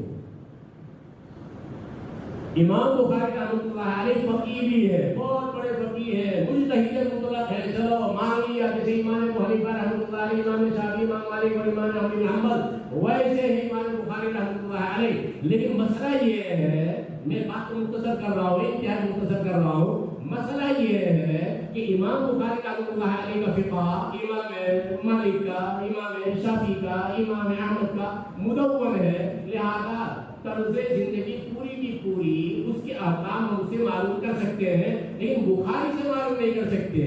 چاہے سب سے بڑے فقیہ ہوں، ان کی کتاب کو ہم بڑا تسلیم کرتے ہیں، اور اتنی دھام دھوم صحیح بخاری کے لیے ماشاء اللہ کہ اس سے بڑھ کر کیا اعتراف کی صورت ہو سکتی ہے، تو ہم مانتے ہیں امام بخاری رحمۃ اللہ علیہ کو، ان کی حدیث کی شان کو بھی مانتے ہیں، فقہ کی شان کو بھی مانتے ہیں کہ فقہ البخاری کی تراجمی، اب اس میں بھی دن کلام ہے، تو فقہ البخاری کی تراجمی ہم مانتے ہیں، تسلیم کرتے ہیں، لیکن یہ بھی ہم مانتے ہیں کہ ان کی کتاب تمام مسائل کا، زندگی کے تمام شعبوں کا احاطہ نہیں کرتی ہے۔ چنانچہ انہوں نے کتاب الایمان میں حب رسول کے لیے تو باب قائم کیا کہ ایمان کا تقاضا ہے، حب اللہ کا باب قائم نہیں کیا، حالانکہ روایت ان کے پاس موجود ہے، وہیں پر صفحے 5 صفحے کے اوپر آ جاؤ تو وہاں پر روایت موجود ہے جس میں حب اللہ کا ثبوت ہو رہا ہے، اور ایمان کا تقاضا ہونا یا ایمان کا شعبہ ہونا یا ایمان کا جز ہونا ثابت ہو رہا ہے، لیکن اس کے لیے عنوان قائم نہیں کیا۔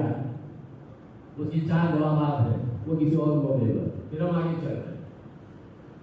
امام بخاری رحمۃ اللہ علیہ شفاعت کا عنوان قائم نہیں کیا، شفاعت کی روایت ان کے پاس ہے، کتاب التفسیر میں اس کو نقل کیا ہے انہوں نے، کتاب التوحید میں اس کو نقل کیا ہے، لیکن انہوں نے شفاعت کے لیے تو تاریخ میں قائم کیا ہو یہ میرا انداز ہے کیا ہے، تو تاریخ میں قائم کیا ہو، صحیح بخاری میں نہیں ہے، حالانکہ معتزلہ وہ انکار کر رہے ہوں گے شفاعت کا، امام بخاری رحمۃ اللہ علیہ اہل سنت والجماعت شفاعت کا انکار نہیں کرتے، لیکن اس کے لیے کوئی ہیڈنگ اور کوئی عنوان قائم نہیں کیا ہے۔ تم کہو گے کہ یہ کیا بحث چلی ہے، وضو ہم کر لیتے ہیں، وضو میں مرفقین سمیت ہاتھ دھونا چاہیے، اس کے لیے امام بخاری رحمۃ اللہ علیہ نے کوئی عنوان اور کوئی بات قائم نہیں کیا ہے، حالانکہ روایت ان کے پاس موجود ہے، اور کتاب الوضو ہی تو اس روایت کو نقل کیا ہے انہوں نے، لیکن بات قائم نہیں کیا۔ اب ذرا جمپ لگا کے ہم آگے چلتے ہیں، نماز پڑھنی ہے تو نماز پڑھنے کے لیے ہاتھ اٹھانے چاہیے، برابر ہے، وہ بھی انہوں نے نقل کیا، ہاتھ باندھنے چاہیے، دایاں ہاتھ بایاں ہاتھ پر ہونا چاہیے، کہاں رکھنا ہے کہیں نہیں، اس کے لیے کوئی عنوان قائم نہیں کیا، یہ سینے پر رکھنا ہے، تو کہتے ہو بھائی ہم گھر نہیں کہتے، تو کہنے والے کہتے ہیں سینے کے پر ہاتھ باندھنا چاہیے، اور امام بخاری رحمۃ اللہ علیہ کا نام لینے والے ان کو معلوم ہونا چاہیے کہ امام بخاری رحمۃ اللہ علیہ نے اس کے لیے باب قائم نہیں کیا ہے کہ کہاں رکھنا چاہیے، ہوا پر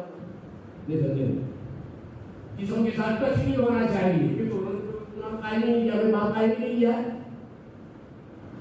2 سجدوں کے درمیان ذکر کرنا چاہیے کہ نہیں کرنا چاہیے، اس کے لیے کوئی عنوان قائم نہیں کیا ہے، ہر ایک مسئلے میں ویسے اتنا نہیں، میں اور بھی ہے، ایک مرتبہ میں آیا تھا جب صحیح بخاری شریف کا افتتاح ہونا تھا، اور اللہ تبارک و تعالیٰ نے مقدر کر رکھا تھا آپ لوگوں کے لیے شیخ الحدیث کو، جو شیخ الحدیثی کو درس دینے کے لیے بھیج کیا تھا، اور میں انہیں حیدرآباد، وہ ہوائی جہاز میں حیدرآباد لے کے چلا گیا تھا، یار میں پہنچ نہیں پایا تھا، لیکن دوسرے دن جب سبق ہوا، اس سبق کے موقع پر میں نے یہ ذکر کیا تھا کہ فلاں وہ بھی مجھ سے نمونات سروائے، اور ابھی جو ہے وہ بھی نمونے ہی کے طور پر ہے۔ تو میں یہ کہنا چاہتا ہوں کہ امام بخاری رحمۃ اللہ علیہ اگرچہ مجتہد مطلق ہے، لیکن ان کی صحیح بخاری اس میں تمام مسائل کا احاطہ نہیں کیا گیا ہے، لہذا اگر کوئی آدمی چاہتا ہے کہ بخاری پر عمل کرے اور اس سے اپنی زندگی کے تمام شعبوں میں رہنمائی لے تو نہیں لی جا سکتی ہے، اور اس کے لیے میں نے کہا کہ یہ چیز ہے کہ انہوں نے تمام مسائل کا استقصاء نہیں کیا ہے، تمام مسائل کا احاطہ نہیں کیا ہے۔ اب میں کتاب میں آ رہا ہوں، لیکن 15 منٹ ہے میرے پاس، 15 منٹ ہے، اب 15 منٹ میں آگے بولے گا تو کیا بولے گا، اور اتنی زبردستی اور فل پاور میں اگر میں بولوں گا تو ہو سکتا ہے میں الٹ جاؤں، یا آپ لوگوں کے کان الٹ جائیں، یا میری زبان آپ لوگوں کے کان، دو میں سے کسی ایک کو شکار ہونا ہے۔ آدمی جب کوئی چیز بناتا ہے تو جب نہایت کا موقع آتا ہے تو بڑے بڑھیا انداز میں بناتا ہے، بڑے بڑھیا انداز میں، عمدہ انداز میں بناتا ہے۔ اللہ تبارک و تعالیٰ کی شان بلند و بالا۔ انسان میں اگر کوئی کمال آیا ہے تو اللہ عز و جل کا دیا ہوا، تو انسان کی یہ سوچ ہے کہ آخری کام وہ بڑھیا ہونا چاہیے، نہیں سمجھے؟ آخری کام یا آخری کام جو ہمارا ہو رہا ہے تو شان و شوکت کے ساتھ ہو رہا ہے، شان و شوکت کے ساتھ یہ تو ہمارا علاج کر رہا ہے، تو یہ علاج شان و شوکت کے ساتھ ہو رہا ہے کہ یہ انسان کی چاہت ہے، اس کی ایک فطری تقاضے کی بات ہے، اور اس لیے رب تبارک و تعالیٰ نے بھی یہ سبق ہم کو دیا ہے کہ فطرت میں وہ چیز ولیت ہے، تو اس کا مطلب خالق فطرت نے وہ چیز رکھی ہے، تو خالق فطرت بھی وہی چیز کرتا ہے، لہذا آخر میں پیدا کیا تو کس کو؟ نبی اکرم صلی اللہ تعالیٰ علیہ وسلم کو آخر میں اگر پیدا کیا ہے۔ مخلوقات میں جب یہ آسمان زمین وغیرہ کو پیدا کیا جا رہا تھا اس موقع پر، اب یہاں علامہ سعودی رحمۃ اللہ علیہ، ابن تیمیہ رحمۃ اللہ علیہ، ابن القیم رحمۃ اللہ علیہ، ان حضرات کو وہم ہوا، انہوں نے کیا کہا، یہ جو 6 دن کا ذکر آتا ہے کہ 6 دن میں اللہ تبارک و تعالیٰ نے یونیورس کو اور یہ عالم کو بنایا ہے، تو انہوں نے 6 دن میں جو آخری دن ہے جمعہ والا، تو جمعہ والے دن میں حضرت آدم علیہ السلام کی تخلیق کو مانا ہے۔ یہ تصور ہے، یہ وہم ہے ان کا، یہ کچھ غلط فہمی ہو گئی ہے، اور صحیح مسلم کی روایت سے ان کو ہوئی ہے۔ یہ میں نہیں جانتا کہ بھئی ان کو کس سے ہوئی ہے، اپنے اعتبار سے ایک سوچ ہے کہ مسلم کی روایت سے ان کو وہم ہوا ہے، باقی یہ کہ مسلم کی روایت کیا ہے، اس میں آدم علیہ السلام کی تخلیق کا ذکر ہوا ہے جمعہ کے دن، اس سے بہرحال وہم ہو گیا ہوگا۔ تو اس کے ایک عرصے کے بعد، آسمان و زمین کو پیدا کرنے کے ایک عرصے کے بعد پھر حضرت آدم علیہ السلام کو پیدا کیا گیا ہے، تو بہرحال جو آخری چیز ہوتی ہے بہت بڑھیا ہوتی ہے، انتہائی عالی شان۔ رب تبارک و تعالیٰ نے اپنا جو صحیفہ فعلی ہے، صحیفہ فعلی میں کائنات کو بنایا ہے، صحیفہ فعلی، تو صحیفہ فعلی میں جو بڑھیا سے بڑھیا چیز کی حضرت آدم علیہ السلام ان کی تخلیق کو آخر میں رکھا ہے، ایسے ہی صحیفہ قولی قرآن مجید میں رب تبارک و تعالیٰ نے سورہ اخلاص کو آخر میں رکھا ہے، یہ سورہ توحید ہے جس کو آخر میں رکھا ہے، اور فلق اور ناس وہ توحید ہی کی تاکید ہے، اس میں یہ بتایا جا رہا ہے کہ اللہ وہ صمد ہے، لہذا اسی سے ہر ایک کو رجوع کرنا ہے۔ قل اعوذ برب الفلق، قل اعوذ برب الناس، آپ علیہ السلام کو یہ کہا جا رہا ہے کہ تم اس طریقے سے پناہ طلب کرو، اور پناہ طلب کر کے میری سمدیت کا اقرار کرو، اور جب سمد ہو تو واحد بھی ہو، احد بھی ہو، باقی یہ واحد اور احد ایک چیز ہے یا نہیں، وہ بات آتی ہے کتاب تفسیر میں۔ میں عرض کر رہا ہوں کہ آخری چیز بڑی بڑھیا، بہت بڑھیا، ٹھیک، ابتدا بھی کوئی غیر معمولی نہیں ہے۔ چنانچہ یہ جو صحیح بخاری ہے، یہ صحیح بخاری جلد اول کو لایا گیا تھا، اور میں نے کہا تھا کہ میں جلد اول میں ایک بات ذکر کروں گا، وہ بات ادھر گزشتہ سال مدرسہ اسلامیہ صوفی پاک میں ذکر کر چکا ہوں، اس میں آخری صفحے کے اوپر لکھا ہوا ہے سلمان فارسی رضی اللہ تعالیٰ عنہ کی عمر یہ ہے، یہ ہے، یہ ہے، اس میں تو اقوال لکھے ہوئے ہیں، تو ان اقوال کے بارے میں میں نے کہا تھا کہ حافظ بن حجر اسقلانی رحمۃ اللہ علیہ فرماتے ہیں کہ علامہ ذہبی رحمۃ اللہ علیہ نے نقل فرمایا کہ 80 سال کی عمر ہوئی ہے، باقی اور نہیں۔ وہ فرماتے ہیں مجھے پتہ نہیں کہ کس وجہ سے انہوں نے رجوع کر لیا علامہ ذہبی رحمۃ اللہ علیہ نے، حالانکہ موجود ہے، وہیں پر موجود ہے، سیر و اعلام النبلاء میں وہ موجود ہے، وہاں وہ کہہ رہے ہیں کہ فلاں کتاب ابن ابی حاتم، تو ابن ابی حاتم کی کتاب میں ایک روایت آئی ہے، اس روایت کی وجہ سے جب حضرت سلمان فارسی رضی اللہ تعالیٰ عنہ بیمار ہوئے تو حضرت سعد بن ابی وقاص رضی اللہ تعالیٰ عنہ امیر کوفہ کو عیادت کے لیے آئے، تو انہوں نے جب رو رہے تھے سلمان فارسی رضی اللہ تعالیٰ عنہ ان سے سوال کیا، فما یبکیک بعد 80 سال کے بعد رونا کیسا؟ اس سے پتہ چلا کہ سمانی، اور اس وجہ سے انہوں نے رجوع کیا ہے۔ میں اپنی پہلی بات رجوع کرتا ہوں، علامہ ذہبی رحمۃ اللہ نے اس طرح کیا ہے، حافظ صاحب کو بیچارے کو اس موقع پر نظر نہیں آیا، تو انداز ہو گیا، وہ جملہ، وہ کلام، وہ حوالہ، اس کے نتیجے میں انہوں نے ایسا ذکر کر دیا، اور پھر باتیں تھی، لیکن ان باتوں کو باقی رکھتے ہیں اور ہمیں آگے چلنا ہے۔ یہ جو صحیح بخاری وہ اشارے کر رہا تھا، اشارے سے یاد آیا کہ جلد اول بھی ہے، اس کا بھی تقاضا ہے، اس کا تقاضا میں نے پورا کر دیا. یہ جو جلد اول اور جلد ثانی ہے ہمارے اعتبار سے، جلد اول جلد ثانی، تو یہ جو بخاری ہے یہ بخاری حدیثوں کا قلب ہے، حدیثوں کا قلب ہے. اتنا اگر سمجھ میں آیا تو پھر اس کے بعد ایک قدم آگے بڑھاؤ. یاسین کیا ہے؟ قرآن کریم کا قلب ہے. یاسین قرآن کریم کا قلب ہے تو اس میں کیا کہا گیا؟ والقرآن الحکیم انک لمن المرسلین. تو دلیل پہلے ہے، دلیل پہلے آ گئی ہے. یہ قرآن کریم کا ذکر جو آپ علیہ السلام اور تسلیم کی رسالت کی دلیل ہے اس کا ذکر پہلے آیا ہے. تو اصل مسئلہ کس کا چل رہا ہے؟ رسالت کا چل رہا ہے. انک لمن المرسلین. تو یہ جو قلب ہے، حدیثوں کا جو قلب ہے، اس میں امام بخاری رحمۃ اللہ علیہ نے بقول وہی سے آغاز کرا. یہ آج تک میں نے کہا یہ پہلی دفعہ میں کہہ رہا ہوں اور آپ حضرات سب سے پہلے اس کو لے رہے ہیں. الحمدللہ العالمین کہ مجھے یہ کہنا ہے وہ نہیں مزاق بھی کرتا رہتا ہوں، اور وہ اسی لیے کہ مسلسل میں بولتا رہتا ہوں، مسلسل بولتا رہتا ہوں، تو اس کی وجہ سے بوریت پیدا ہو جاتی ہے، اکتاہٹ پیدا ہو جاتی ہے. تو اس کے رفع کے لیے تھوڑا تسلی میں بولتا رہتا ہوں. یہ تو پوری بات ہی ایسی ہے. تو میں نے کیا کہا؟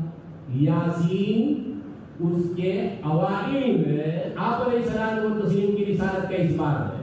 اب جب یاسین ختم ہو رہی ہے فسبحان الذی بیدہ ملکوت کل شیء وإلیہ ترجعون. فسبحان الذی بیدہ ملکوت کل شیء، اللہ تبارک و تعالیٰ کی صفت کا ذکر ہو رہا ہے. اور پھر آخر میں اللہ کی طرف تمہیں لوٹ کے جانا ہے، اور یہ لوٹ کے جائیں گے وہی حشر والا دن ہوگا، حشر والا دن. اور حشر کے دن اس میں اعمال کی کارروائی ہونے والی ہے. کہ کتاب التوحید میں ذات و صفات کا بیان آیا، اور آخر میں جو بیان آیا ہے وہ وَنَضَعُ الْمَوَازِينَ الْقِسْطَ لِيَوْمِ الْقِيَامَةِ. اس اعتبار سے وہ جو یاسین ہے اور یہ یاسین جو حدیثوں کا قلب ہے اس میں یگا لگت ہے اور مطابقت پائی جا رہی ہے.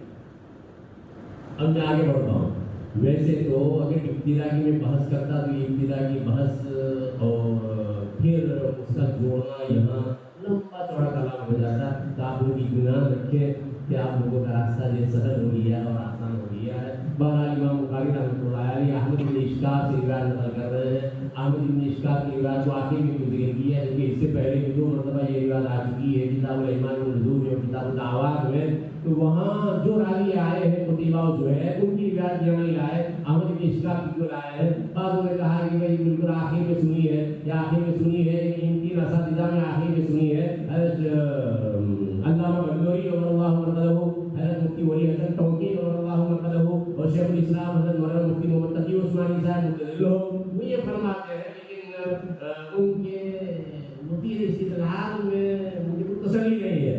وہ اس لیے کہ وہ یہ حضرات یہ فرما رہے ہیں کہ تہذیب میں بعضوں نے حوالہ کیا بعضوں نے نہیں دیا. تو تہذیب میں یہ بات آئی ہے کہ آخر ما لقیتہ بمصر سنۃ 17، کہ آخر میں میری ملاقات ہوئی ہے 17، خالی اتنا ہی لفظ ہے نا تہذیب سے میں بھی اتنا ہی بولا ہوں. تو 217 میں آخری ملاقات. امام بخاری کی ملاقات آخری وہ 217 میں ہے. یہ معنی اور یہ مطلب نہیں کہ 3 اساتذہ میں آخری ملاقات احمد بن اشکار سے ہو رہی ہے، یہ معنی اور یہ مطلب نہیں ہے. ہاں یہ ہو سکتا ہے کہ بھئی ان کا انتقال ہوا 217 میں احمد بن اشکار کا، اسی سال جس سال ملاقات ہوئی. ایسے 2 قول ہیں ان کے انتقال کے بارے میں. 217 کا قول بھی ہے، 218 کا قول بھی ہے. معلوم ہے 217 امام بخاری رحمۃ اللہ علیہ 217 والے قول کو بھی اختیار کرتے ہیں. تو یہ کہا جائے گا کہ چونکہ اسی سال انتقال ہوا اور امام بخاری کتاب کو ختم کرنا چاہتے ہیں، ادھر زندگی ختم ہو رہی ہے احمد بن اشکار کی، اس وجہ سے ان کی روایت کو آخر میں ذکر کیا. یا لو الحمد فی الاولی والآخرہ، کمیلی احمد بن اشکار لو الحمد فی الاولی والآخرہ. احمد بن اشکار میں ایک نکتہ ذہن میں یہ آتا ہے کہ نبی اکرم صلی اللہ تعالی علیہ وسلم کے اسماء گرامی میں محمد نام بھی ہے، احمد نام بھی ہے. اب جھگڑا پھر آپ لوگ جانو کہ کون سا نام مقدم ہے. اس لیے کہ قاضی ایاض رحمۃ اللہ علیہ اور اسی طرح صاحب النفس علامہ سہیل رحمۃ اللہ علیہ وہ یہ فرماتے ہیں کہ نام مقدم ہے احمد نام مقدم ہے کیونکہ عیسیٰ علیہ السلام نے بشارت سنائی ہے احمد کے نام سے، اور وہ کیا جب آپ علیہ السلام کا تولد ہوا ہے. پھر یہ کہ محمد نام کتنوں کا رکھا گیا. اس میں قاضی یاد رحمۃ اللہ علیہ کی بات کو علامہ سہیلی دیکھ نہیں سکے بیچارے, اور انہوں نے 3 کا قول نقل کیا کہ 3 بچوں کا نام رکھا گیا تھا محمد. یہ در حقیقت ابن خالوی نے کہا ہے, کتابیں نہیں سمجھ لیس نام کی کتاب پر خالی نہیں سمجھ, تو لیس نامی کتاب میں انہوں نے 3 کا ذکر کیا ہے کہ 3 بچے. قاضی ایاض رحمۃ اللہ علیہ وہ 7 کہہ چکے ہیں, ان سے پہلے 7 کہہ چکے ہیں, یعنی علامہ سہیلی سے پہلے 7 کہہ چکے ہیں. اب یہ 7 کہہ چکے ہیں واقعتاً, یہ 6 کہا ہے. لا سابع لہم, 7واں نہیں مطلب 6 ہی افراد ہے. پھر اس کے بھی کلام ہوگا, اور وہ آپ حضرات نے پڑھ لیا ہے. مجھے صرف اشارہ کرنا ہے. اشارہ کیا کرنا ہے کہ ایک طرف یہ جماعت ہے جو یہ کہہ رہی ہے کہ نبی اکرم صلی اللہ تعالی علیہ وسلم کا نام احمد مقدم ہے, محمد نام بعد میں رکھا گیا ہے, پیدا ہوئے ہیں. لیکن دوسرا قول یہ ہے شیخ ابن القیم رحمۃ اللہ علیہ کا, زاد المعاد وہ کلام مختصر ہے, اور جلاء الافہام میں تفصیل کے ساتھ اجتناب کے ساتھ انہوں نے کلام کیا ہے, اور بڑی وگت کے ساتھ گجراتی میں کہا جائے وگتوار کلام انہوں نے کیا ہے جلاء الافہام. اس میں ان کا خیال یہ ہے اور دلائل کی بنیاد پر ہے کہ نہیں محمد نام پہلے ہے. تورات میں جو نام آیا ہے وہ محمد نام آیا ہے, اور انہوں نے الفاظ میں ذکر کیے, اور الفاظ جان کے میں ذکر نہیں کرتا کیونکہ مجھے اسی ہجے کرنی پڑے گی. یہ آپ لوگ دیکھ لیں جلاء الافہام میں ہونا آپ لوگوں کو ملے گا کہ ہبرو زبان میں اور عبرانی زبان میں محمد کو کیا کہا جاتا ہے. نبی اکرم صلی اللہ علیہ وسلم کا چاہے نام احمد پہلے ہو چاہے محمد پہلے ہو, لیکن احمد کا کمال ظہور کل قیامت کے دن ہونے والا ہے, جب ایسی محامد سے تعریف کریں گے کہ وہ محامد اللہ تبارک و تعالیٰ اس موقع پر القاء فرمائیں گے. اس لیے امام بخاری رحمۃ اللہ علیہ آخر میں احمد بن اشکاب کی روایت کو لا رہے ہیں. احمد بن اشکاب کی کل کتنی روایتیں امام بخاری رحمۃ اللہ علیہ نے ویسے تو ان سے کل 13 روایتیں لی ہیں, 13 روایتیں, لیکن بخاری میں نہیں, بخاری میں صرف 3 روایتیں ہیں, کل روایات 13 ان سے لی ہیں. احمد بن اشکاب نقل کر رہے ہیں محمد بن فضیل سے, اور ذرا میں تفصیل نہیں کر سکتا کیونکہ ٹائم میرا ختم ہو گیا. اب اس کے بعد جو مجھے بولوں گا تو وہ کس میں جائے گا, گناہ میں جائے گا. اسی لیے اجازت 10 کی ہے, 9 بج کر 10 منٹ ہو گئے. محمد بن فضیل ان کے بارے میں حبان نے کچھ کلام کیا ہوگا اور کہا ہوگا کہ غاری متشیع ہے, غاری شیعہ ہے, لیکن غاری شیعہ ہے کہ نہیں ہے. علامہ ذہبی رحمۃ اللہ علیہ فرماتے ہیں نہیں. امام ابو داؤد سجستانی رحمۃ اللہ علیہ فرماتے ہیں کیسے تھی یہ محمد بن فضیل, کان متحرقا, جلے بھنے شیعی تھے, جلے بھنے شیعی, کان متحرقا للتشیع, جلے بھنے. تو علامہ ذہبی رحمۃ اللہ علیہ فرماتے ہیں کہ تحرقه على من حارب ونازع الامر, ان کا تحرک اور جلا بھلا ہونا وہ صرف ان کے لیے ہے جو حضرت علی رضی اللہ تعالیٰ کے ساتھ لڑنے والے تھے. حضرت علی رضی اللہ تعالیٰ کی عمارت کے معاملے میں, خلافت کے معاملے میں نزاع کرنے والے تھے, ان لوگوں کے بارے میں ہے ان کا جلا بھلا ہونا. آگے بھی کیا فرماتے ہیں, ہوا معظم للشیخین, وہ شیخین کے معظم و تعظیم کرنے والے, اور غاری شیعہ کبھی یہ شیخین کی تعظیم نہیں کرے گا, کبھی شیعہ کی کبھی یہ تعظیم نہیں کرے گا حضرات شیخین کی, ابو بکر عمر رضی اللہ تعالیٰ عنہ کی. بہرحال ان کی روایت میں کسی قسم کا کوئی کلام نہیں ہے, اور اگر کلام مان کے لیا جائے تو اس کا جواب قرآن مجید نے دے دیا ہے. یا ایھا الذین آمنوا ان جاءکم فاسق بنبأ فتبینوا, یا ایھا الذین آمنوا ان جاءکم فاسق اگر تمہارے پاس آیا تو فتبینوا, رکھ کر لو فوری طور پر نہیں, فتبینوا تحقیق کرو, چھان بین کرو. چھان بین کی ہے محدثین نے, اور پھر اس کے بعد روایت لی ہے, اور امام بخاری رحمۃ اللہ علیہ چھان بین کرنے والوں کے امام ہے. محمد بن فضیل ان کی 34 روایتیں 34 روایتیں وہ نقل کر رہے ہیں ہمارے جو کاکا سے, اور ہمارے جو کاکا کی 23 روایتیں ہیں وہ بھتیجے ہیں, چھوٹی عمر کے ہیں, اور عبداللہ نے بڑی عمر کے ہیں, یعنی عبداللہ بن شبرمہ یہ عمارہ بن قعقاع بن شعبہ کے چچا ہوتے ہیں. چچا چھوٹی عمر کے ہے اور بھتیجا ہے وہ بڑی عمر کا ہے. اور جیسی اصل ہے ویسے افضل بھی ہے. وہ چچا سے افضل ہے بھتیجا. اللہ تبارک و تعالیٰ کے تو عمارہ بن قعقاع کی 23 روایتیں ہیں اور 23 روایتوں میں تکرار کو اگر حذف کیا جائے تو 17 روایتیں ہیں. وہ نقل کر رہے ہیں ابو زرعہ سے. ابو زرعہ ان کی 35 روایتیں 35 روایتیں اور تکرار کو حذف کیا جائے تو 25 روایتیں ہیں. یہ ابو زرعہ کا نام کیا ہے جھگڑا وغیرہ جو ہے وہ آ چکا ہے. وہ نقل کر رہا ہے ابو ہریرہ رضی اللہ تعالیٰ عنہ. ابو ہریرہ رضی اللہ تعالیٰ عنہ کی خلاصۃ الخزرجی میں 404 روایت کا ذکر آیا ہے.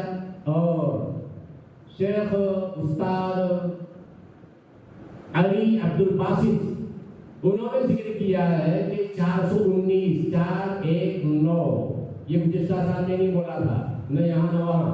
اگر یہاں بولا ہی نہیں ہوتی یہاں نہیں بولا تھا وہاں بھی نہیں بولا تھا. ہمارے سچ سمجھ چکی ہے بات میں.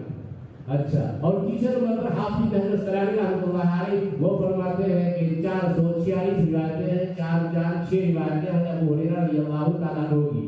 حضرت ابو ہریرہ رضی اللہ تعالیٰ عنہ نقل فرماتے ہیں نبی اکرم صلی اللہ علیہ وسلم سے کلمتان حبیبتان الرحمن.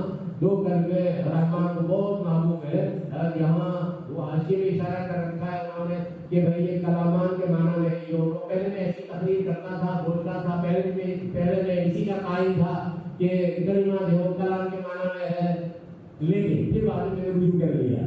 میں اب یہ کہتا ہوں کہ نہیں کلمے کو کلام کے معنی میں لینے کی کوئی ضرورت نہیں ہے بلکہ کلمہ ہی کے معنی میں ہے. یہاں عربیوں کا کلمہ نہیں چل رہا ہے یہاں عربوں کا کلمہ چل رہا ہے عربوں کا. اور یہ آپ لوگوں نے پڑھ لیا ہے ادھر بھی آیا تھا استاد والوں کی ضروریت اشکال کرنے والوں نے یہ اشکال کیا اور پھر اس کے بعد یہ کہا کہ غیر عربی کے کلمات وہ قرآن کریم میں کیسے آ گئے. اور وہ ارے بھائی اشکال اس موقع پر ہوتا ہے کہ صحابہ کرام یا جو کفار مشرکین تھے اس موقع پر انہوں نے جو اشکال کیا ہوتا انہوں نے جو اشکال کیا ہے کہیں نہیں ہے. تو اس کا معنی مطلب یہ الفاظ پہلے سے چلے آ رہے ہیں کلام عرب میں.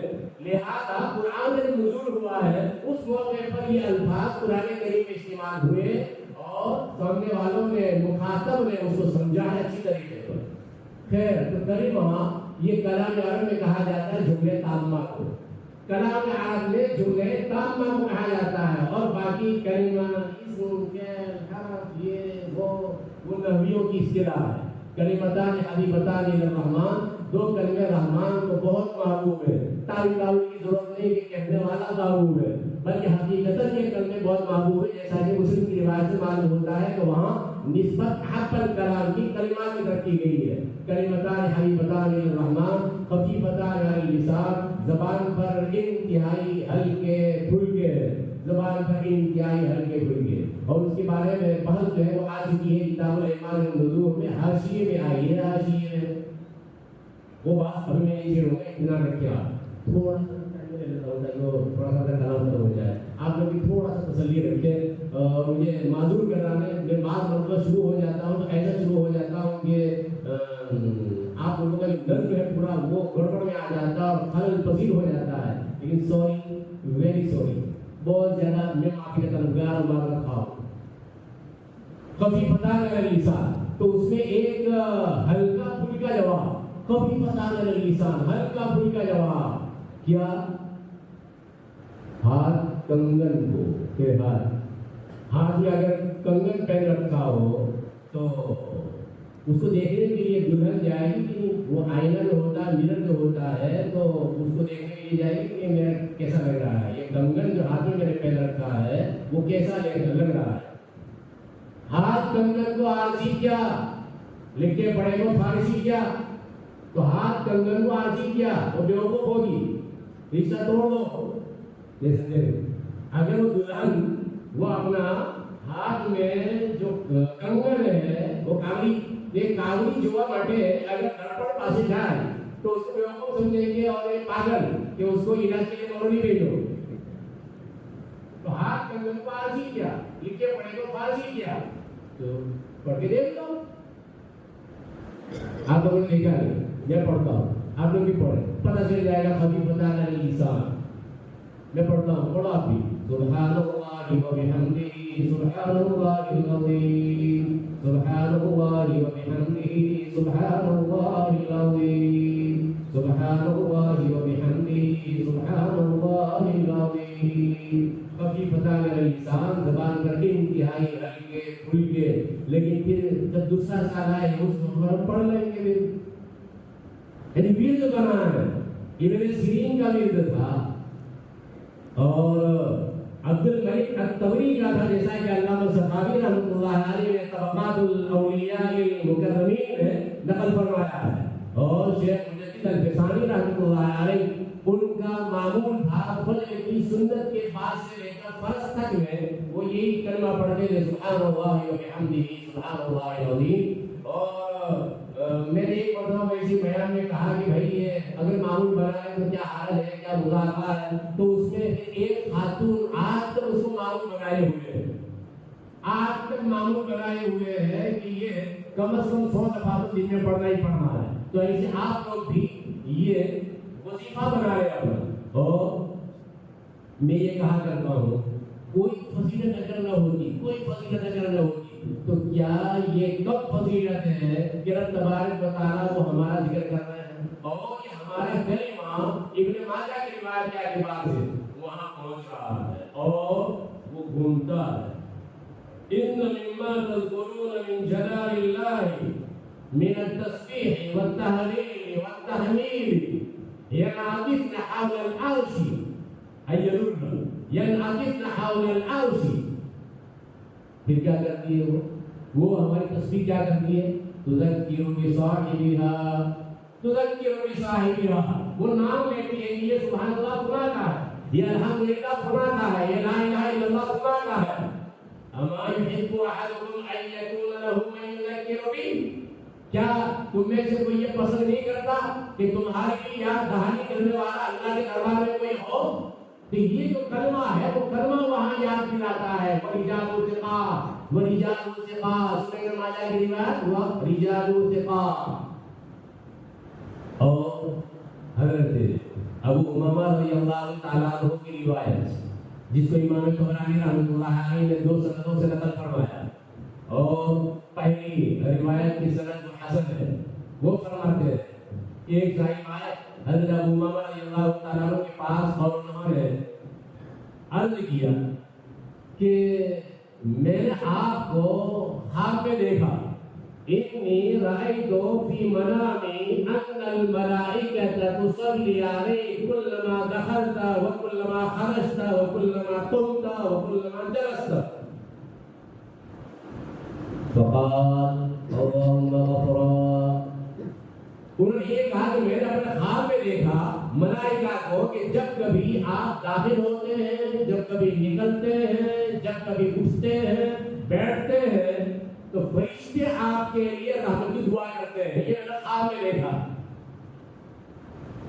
تو انہوں نے کہا یا اللہ 27 کا معاملہ کر 27 کا معاملہ کر یہ رات افسا نہ ہو تو کہا تو رکھو تم اپنا کام کرو بھائی تم اپنا کام کرو پھر اس کے بعد حضرت ابو امامہ رضی اللہ تعالیٰ عنہ ان سے گویا ہوئے ان سے فرما رہے ہیں کہ اگر تم یہ چاہتے ہو لو انکم شئتم لصلت علیکم الملائکہ تو تمہارے لیے ہے راستہ یا ایھا الذین آمنوا اذکروا اللہ ذکرا کثیرا وسبحوه بكرة وأصيلا هو الذي يصلي عليكم وملائكته ليخرجكم من الظلمات إلى النور هو الذي يصلي عليكم وملائكته اللہ کا ذکر بکثرت کرو گے تو پھر ملائکہ تمہارے لیے رحمت کی دعائیں کریں گے لہذا ہمیں یہ اذکار کی پابندی کرنا چاہیے اور میں نے کہا یہ کلمات اس کو اپنا معمول بنانا چاہیے ثقیلتان فی میزان میزان میں انتہائی ثقیل اور انتہائی گرا ہے میزان میں انتہائی ثقیل ہے اس لیے کہ میں کلام بھی نہیں کر رہا لیکن میں نے ایک نیا کلام پایا اس کو میں نقل کیے بغیر نہیں رہ سکتا شیخ مجدد الفسانی رحمۃ اللہ علیہ وہ فرماتے ہیں وہ کہہ رہے ہیں ثقیلتان فی میزان کیوں یہ میں نے کسی اور کتاب میں نہیں دیکھا ویسے کتاب میں دیکھتا بھی ہوں किताबें मैं देखता भी नहीं हूँ, सुस्त आदमी हूँ। तो वैसे ही जो है मैंने कहा किताबों में मैंने देखा नहीं, लेकिन उनके मकतूबात में मैंने पढ़ा। हजरत फरमाते हैं सकील रकात फिल मीज़ान क्यों है? वो इसलिए कि सुभानअल्लाह कहने से गुनाह माफ होते हैं। कोई बात पढ़ी आप अपनी किताब दावा में 100 मरतबा पढ़ेगा, फिर तक खताया उससे खताया माफ हो जाएगी, चाहे वलो खानत मिस्ल जबलिल बहरी, समंदर की छाल के बकदर हो तो भी तुम्हारे गुनाह माफ। जब गुनाह माफ हो गए तो अब क्या रहा? नेकियां सकीलतान फिल मीज़ान।